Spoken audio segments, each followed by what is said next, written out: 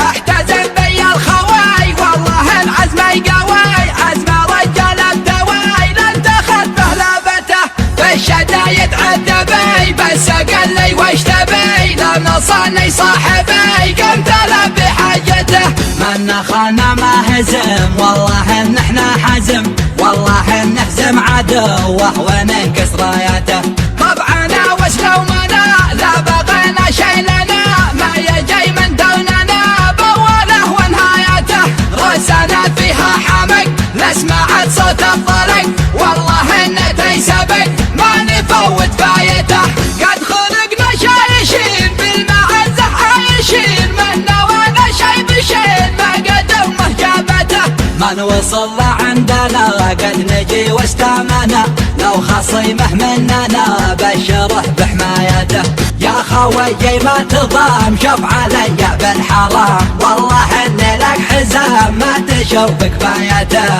لا حدا فينا انتخى نبدل الخوه بخا ويدنا تندس خا بيجيه كفايته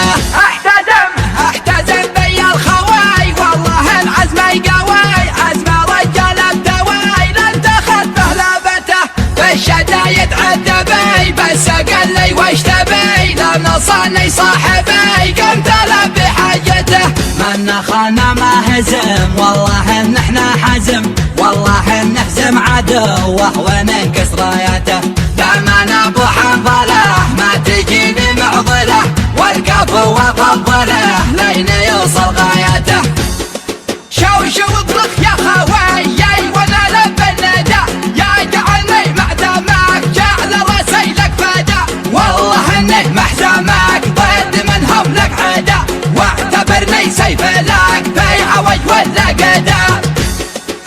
طبعنا وسلومنا لا بغينا شي لنا ما يجي من دوننا بوله ونهايته راسنا فيها حمق لسمعت صوت الطلق والله انه تيسبق ما نفوت فايته قد خلقنا شايشين بالمعزة عايشين من نوانا شي بشين ما قدمه جابته من وصل عندنا قد نجي واستامنا لو خصيمه مننا بشره بحمايته